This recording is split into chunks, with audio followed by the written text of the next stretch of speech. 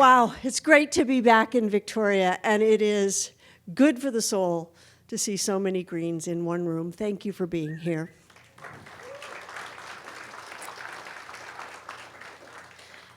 All right, let's do a little time travel here. It's 10 years ago. It's a Sunday. I've left Victoria and gone to PEI for the baptism of our first grandchild. I'm in the church for the baptism. I turn off my phone because, it's not very polite to have phones going off during baptisms. Family's all there. We have a celebration. I walk out of that church, turn back on my phone, and Stephen Harper has called an election. An election a month ahead of time. And I have a call from Stefan Janssen. Stefan says, get on a plane and get back to Victoria. And that's exactly what I did. I got on a plane, and I flew back to Victoria and left the family in PEI. I was on the campaign trail 10 years ago. 10 years ago. And here we are again. A decade later, the Prime Minister is going to go to see the Governor General tomorrow on a Sunday, and he's going to call an election ahead of schedule. And I started to wonder, what have I learned in the last 10 years? And I've learned a lot. Stefan would say she had a lot to learn. I did, but I have learned a lot. And I learned a lot of it right here, with a lot of you in this city. A lot of what I've learned is in this book. Someone asked me to describe this book the other day, and I said, that's hard to do. It truly is a nonpartisan book. It's not a green book, per se. The foreword is by Kim Campbell. The first story is about something the Liberal Party did in Victoria in 2015. I talk about the NDP, and I talk about political parties, including our own, in general. But it is a cry to do something about our dropping voter turnout. I think this is, in addition to all the other crises we talk about, this is a crisis of democracy. So what about this election? The federal one that we're going to be going into tomorrow. It's going to be a lot like 2015. That's not good news. Because you know what 2015 was about? It was about getting rid of someone that the country didn't want. Someone who wanted to defund the CBC. Is this starting to sound familiar? Someone who wanted to take us back in time and shut down the media. It'll be a lot like your last provincial election here in BC, where people were very afraid of a right-wing conservative government that seemed to be on a tear. We have become voters that are voting out of fear. And that is very hard for a party that is not rooted in fear, but is rooted in hope. So let me start with something very encouraging, because I haven't had a chance to do this. I want to congratulate Jeremy Valeriot and Rob Botterill. Hey, you two.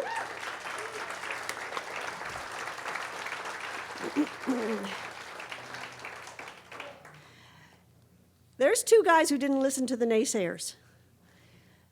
And that's an important message.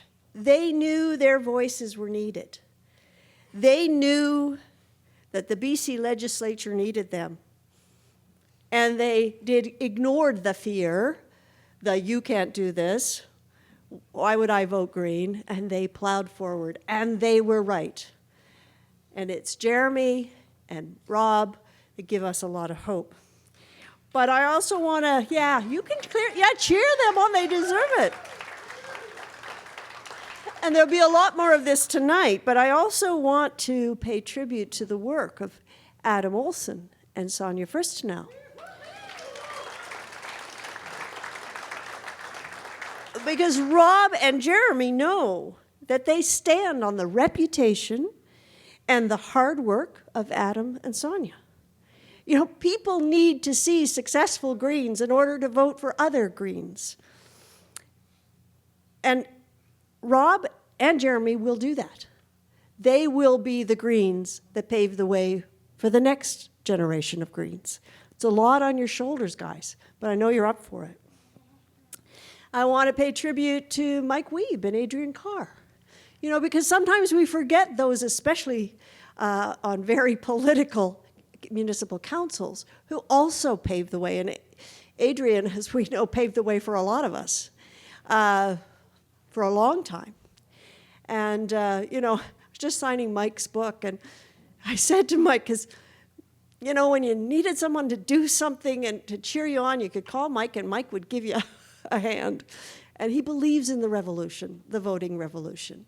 And sometimes I think people look at us and go, well, they keep losing. I mean, I've never won an election. I like to say that I'm the best loser to talk to about anything when it comes to politics. So why do I keep doing it? Because if we believe in the system, it's not just about winning. Of course we aim for winning. We always want to win. But you take a lot of steps forward before that happens.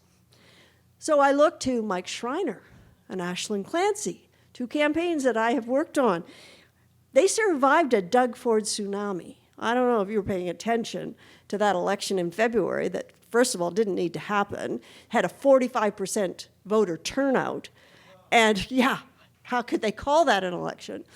And Aislinn and Mike re-elected with big numbers. But it was pretty hard to elect any other Greens in that atmosphere. The only thing I think that election was about was Doug Ford's hat and the fact that, he could tackle Donald Trump. It's not exactly the only reason to elect someone. I was the campaign manager provincially in New Brunswick when David Kuhn and Megan Mitten kept their seats. Unfortunately, Kevin Arsenault lost his in a very tight race, good old Green story, by a few hundred votes in a redrawn riding. Does that sound familiar? It was obvious New Brunswickers were afraid of a transphobic Conservative premier who was turning back the clock on the Pitcher province. In PEI, we have, 3 Green MLAs giving Islanders a progressive voice in the legislature. And of course, no stranger to Vancouver Islandites, we've got Elizabeth May and Mike Morris in the House of Commons. And excellent representatives for their constituents, in addition to being the voice of everyone who voted Green in a national election. Think about that. Yeah, let's give them a credit.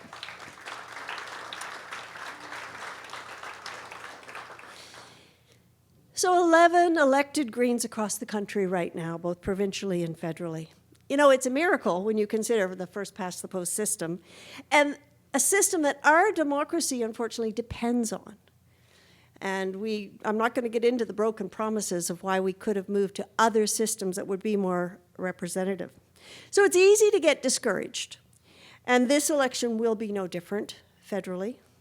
We will hear the arguments that I heard in 2015, that so many of you, because I see volunteers who knocked on doors for me, many of you heard, and many of you heard in this last provincial election, I need to vote strategically. The polls say you can't win. I'll vote Green when we get PR, proportional representation. And then there is the problem of money and controlling the narrative. In New Brunswick, where I had firsthand knowledge of the money, we had $5,000 to spend on social media ads. The Conservatives had $50,000. That's not a fair fight. And, people say, oh, well, money doesn't make a difference to them. Well, if you don't understand the money, then you don't understand how the other parties are taking this on. I was telling Michael Doherty when I came in, he said, what did you learn in the 2015 election, Joanne? I said, I learned that if you get 10% of the vote, you get 60% of your rebate back of how much money you spent. And I said, I spent 40 years covering politics and did not know that. And you know how I found it out? Because the Liberal candidate had to pull from the race in 2015, the day after her name could be taken off the ballot. So her name was on the ballot. The party had said they would not allow her to sit as an MP, and she got 10% of the vote. I was absolutely gobsmacked. Why did 10% of the population vote for someone who could not sit? Because the party wanted to get their money back. See, the Liberals understood that. We didn't understand it. And I think that we do need to take a look at what the money says and how we're spending it and where do we direct it and why do we run a full slate of candidates and why does the percentage of the popular vote matter? I mean, you live in a province still where you do get a per vote subsidy. Federally, that subsidy is gone. And it has meant a huge difference. People talk about why the NDP is broke and why the Greens are struggling. You can trace it right back to the elimination of the per vote subsidy. It's because our votes do not bring in any money. And we still get our rebates for money we spend, but you have to have money to spend money. That is something that can be changed. That's not changing the electoral system. It's changing Election Financing Act.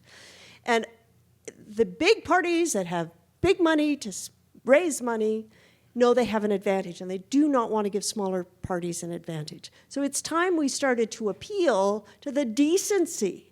In New Brunswick, this just happened, there were 3 MLAs that were Green. That was reduced to 2 after the last election. The Liberal majority, huge majority government there, talked about being collaborative, talked about working with Greens, and all of those nice things, except the minute they had a chance to cut the Green budget, they cut it in half. Not by a third, they cut it in half. What does that mean? That means that the staff of 4 is reduced to 2. What does that mean? That means there's less people to do research, less people to go and help find details on a bill. You basically kick your opponent in the stomach when no one's looking. These are things we have to be aware of. These are things that can be changed. You know, I go on about how political parties, when they're in power, try to manipulate the system to benefit themselves. I think the real loser in all of that is democracy. Because here's the problem. We're losing voters. And no one is responsible for making sure that we increase the voter turnout. A third of New Brunswickers did not vote in the last provincial election. 40% of British Columbians did not vote in your last election. And that was actually up 5% from the last election, so you should be proud of yourselves.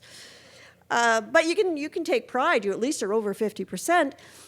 In Ontario, 45% of the population voted in Doug Ford's Quickie. In Nova Scotia, we had an election on the 9th of December. You probably missed that. You might have been Christmas shopping or something.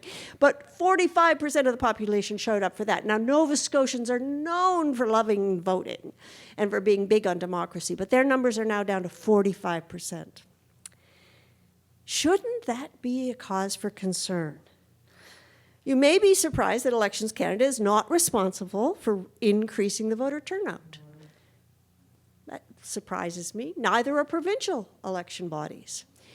They're responsible for making sure it's fair. They're responsible for making sure it's accessible so people can vote. They're not responsible for making sure people do vote. Elections Canada did actually do a survey in 2016 to find out why people weren't voting. The number one reason was that people felt their vote didn't matter. So let's dig a little deeper. Why do people feel their vote doesn't matter? And why don't the other political parties care? Anyone who's worked a campaign will know the answer to this. It's kind of a trick question. It's because the other parties know who votes for them. They know where those votes are, and they know how to get those votes to the polls. We're pretty much the same now. We're starting to figure out where our votes are and how to get those votes to the polls. So they don't want that unwashed, 40% of people out there that didn't vote to suddenly start voting, because that might change things. We don't know how those people are going to vote. They might do something radical, like vote for the Green Party. What we do know is when we increase the voter turnout, Greens win. Elizabeth and I was telling Mano this when I was signing his book. When I ran in 2015, Elizabeth was running in the Senate Gulf Islands next door. And she's always had a really high voter turnout, up about 75, 78%. Victoria's wasn't as high. So we had a very public, at our campaign launch, we did a very public challenge. Which one of us could have the higher voter turnout? And we put a pair of shoes on the line. She'd buy me new shoes if I won, and I'd buy her new shoes if she won. And she had to buy me shoes. I just want to point out that maybe I did win something during that election. Let me tell you about a non-voter that I met when I was working the Ontario election. I was up in Parry Sound, Muskoka, which is pretty far north, and it was summer and my shoes had broken. It was day before the election. I ran into a dollar store to grab some super glue to glue the sole back on my sandals to keep on going. And I had a green t-shirt on. I went to the clerk, who was young, had a couple of piercings, some blue dye in the hair, and I said, so, you gonna vote tomorrow? And she said, nope. And I said, oh, come on, why not? You don't have to vote for the Greens, you just have to vote, you know? She goes, I'm not smart enough to vote. Yeah, that was my reaction. Oh, a stab to the heart. I'm not smart enough to vote. Oh, you're smart enough to work here. You're smart enough to vote. And I said, what do you mean you're not smart? She goes, well, you know, you've got to be able to figure out the percentage of who's leading and who's going to win. And I got to read the polls. And I said, no, look, I'll give you 3 websites. Go look up who's running and go vote for one of them. It's that easy. But it's not, you see. We've gone out of our way to complicate it, to say you've got to know what the polls say. You've got to know who's going to win. You don't vote just for the person you want to win. You have to know who's going to win so you can decide to make sure you vote for that person. When did this become the reason to vote? And consequently, a lot of people are going, the PEI vote, for example, when Dennis King called a snap election right after the Canada Winter Games. And that is not a coincidence. The province was high on having done a great job in the Winter Games. 6 months to a fixed election date, Dennis decides to go early. Now, 2 things happen there. Your opposition parties are not as well prepared because they don't know you're going to go early. So it's very hard to get people to sign up for months in advance for an election that they don't know when it's going to happen. So you have a fixed election date. People are aiming for that. They may have to take time off work. They may have to save some money so they can't work for a month when they're running. So suddenly you get a snap election call, and the public is not stupid. They go, oh, he's calling the election because he knows he can win. So I won't bother voting because the outcome is determined. That happened in Nova Scotia, and it happened in PEI. And their voter turnout dropped. PEI that's had the highest voter turnout in this country. I mean, you're born in PEI with a voter card. People vote in PEI. Not this election. Their voter turnout was down below 60%. We're creating a system where people don't vote, and we're not willing to fix it. Now, I know as Greens, we believe we need electoral reform. I am totally in favor of that. But I hope we don't let electoral reform be the only thing we think can fix this problem. We need, that's my argument in the book, we need to start talking about what else can we do. How many people in this room have been a candidate? Hands up. Yeah, I thought a fair number of you. My guess is that cost you something. Cost you time, cost you money. Would it have made a difference if you could have applied for a candidate subsidy for a month or 2 months so that something came like an unemployment insurance to help support you as an individual while you walked away from a job, while you walked away from your life for 2 or 3 months? Again, these are things that level the playing field, that get good people to consider running for office. And then someone who runs for office is more likely to say, oh, I'm going to get my friends involved. I'm going to get other people who are not in the political system involved. You know, if we don't start looking at the system and what's wrong with it, then we're never, ever going to fix it. And we're going to let it get worse and worse until some point we're going to say to ourselves, is that a mandate? Did that person really get enough votes to allow them to do whatever we're looking at south of the border. You know, that's probably one of the most important elections they could have had, their last election. 90 million Americans didn't vote. 90 million Americans, and they're working hard down there to suppress the vote. So 62% voter turnout in the most important election I would guarantee they've had in a lifetime. And they're living with the results. And Mr. Trump likes to say they may never have to vote again. Let's hope that's not true. So one of the stories in the book, and I won't read them, you can buy the book and read all the stories, but one of them is about polls. And when I was running in Halifax, Greens in Halifax had about a 4% vote share for quite some time. My goal was to get my 10%, because I now know what that's worth, to get over 10% and maybe get closer to 20%. And so we were running a very competitive campaign. And I woke up a week before Election Day, and a supporter who'd given me over $1,000 had posted on Facebook that he had just seen the 338 polls, and he had decided to vote for the NDP. I mean, I burst into tears because I didn't know what else I could do at that point. I just cried. And I looked, the margin of error was 10%. Margin of error is 10%, but nobody sees that. What they see is a red line and an orange line and a green line, and they go, oh, I can't vote for those Greens. They're down there. I got to vote for one of these two, and I don't want the Liberal to win, so I'm going to vote for the NDP. Strategic voting has defeated more Greens than anything else we've done. When people ask me, why don't more Greens win? I say strategic voting. Because it's a lie, first of all. You cannot figure out how everyone else is going to vote. Yes, polls are valuable. It's like knowing the score in a hockey game. I get it. We need to have some idea where things sit, and we're going to poll, and other people are going to poll. But how about we put a few guardrails around those polls? What if there was a law, just like election advertising, that said you can't have a poll that has a margin of error of more than 4%?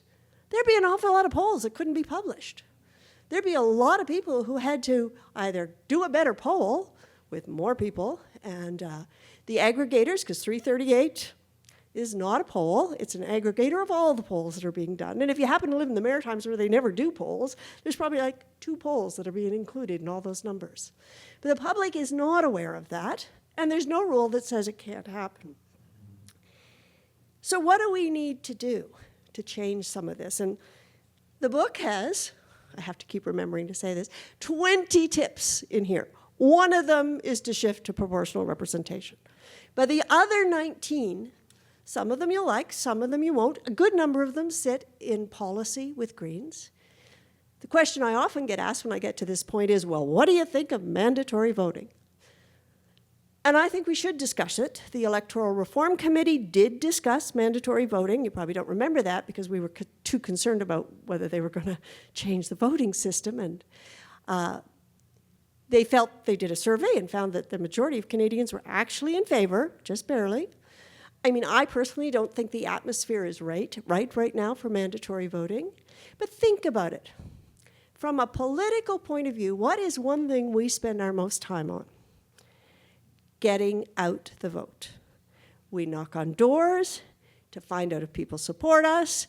Then we go out to that door and we get that person to go vote. It takes a lot of time and energy. We don't spend a lot of time talking about what do we stand for, what do we believe in.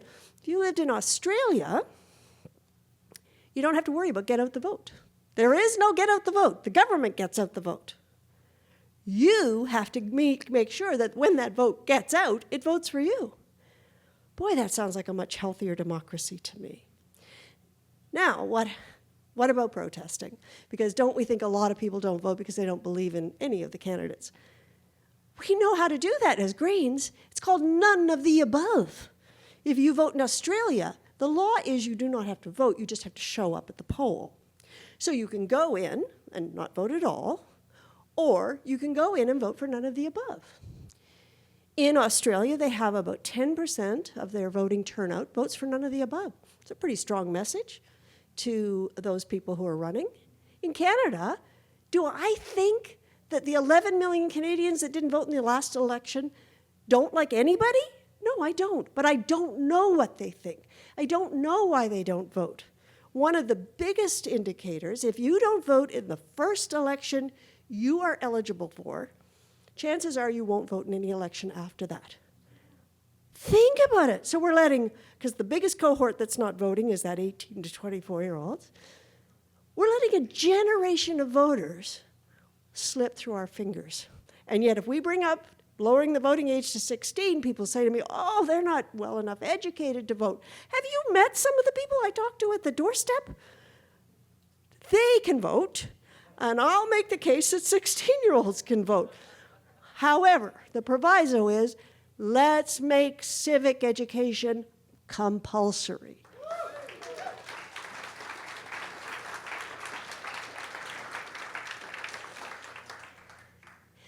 We're all responsible for raising voters. And there's a chapter in the book where I sat down with my 4 kids, who I knew were all politically active in different ways, and asked them, why was that? Because I was a reporter for most of their lives. I wasn't allowed to have a political opinion. In fact, Claire made the comment when I announced in 2015 I was running. I said, well, what do you think, Claire? She goes, wow, is it ever nice to hear you have an opinion? And it's true. When you've spent your life interested in politics but not having an opinion. And so I think it is important that we take responsibility. And if we're going to push for lowering the voting age to 16, and I know that that is a position we take, then let's talk about what we do. I mean, if you can get married and join the armed forces at 16, you should be able to vote. If you have a cell phone and a government that controls your cell phone, you should be able to vote. Because you know what? If you're 16, there's not a politician out there, because you can't vote, that really cares about what you need. And that is a scary thought. What if we suddenly said you can't vote when you're over 75? There'd be outrage. And I think we need to start saying to ourselves, the system, democracy, is worth saving. But anything that you ignore and do not fix the cracks in the roof or the big holes in the foundation is not going to hold you up forever. We saw the Freedom Convoy charge Ottawa, and this comes on the heels of Storm the Capitol, which was also a group of people that didn't like what their government was doing. Those who stormed the Capitol in the United States, the majority of them did not vote. I would make the case the majority of people who were part of the Freedom Convoy, if they did vote, felt their vote went nowhere, that they were not representative by their government. Now, I don't agree with Storm the Capitol or with where the Freedom Convoy stood, but I take both of those as a cautionary note. People who do not feel heard, who do not feel seen, who do not feel the system represents them, become frustrated, and they revolt. I'm calling for a voting revolution, which is much more Canadian and much more in keeping with what we believe. So my challenge is, think of some way, especially in this next federal election, but as you go forward, to think about how do you continue to get people engaged with the system. I mean, should we be having a holiday for Election Day? Should we suddenly say, here's an incentive for voting? And everyone says, oh, well, give them a tax credit. Not everybody files a tax return. So yes, tax credits are great, but how about a pass to a national park or a provincial park or free ice cream? Like something that says, come to the voting place. This matters, because we're losing that. We're losing that, and it goes beyond just what we believe as a political party. This does not change how we form policy. This does not change how we go out and support our candidates. It's not going to stop us from getting out there and doing sign waves and knocking on doors. I mean, I think all of that's essential. But we have to start telling people that actually putting a mark on a ballot is their superpower. And they do not give that up. They do not give that up, even if they can't make up their mind who they should vote for. Because you know what I think will happen? The minute we energize the voting public, they'll start to think about how their vote is being used. And right now, we have a large percentage, 11 million Canadians in the last federal election, that feel they have no voice. They're not being heard. And part of that's on us. Thanks, everybody.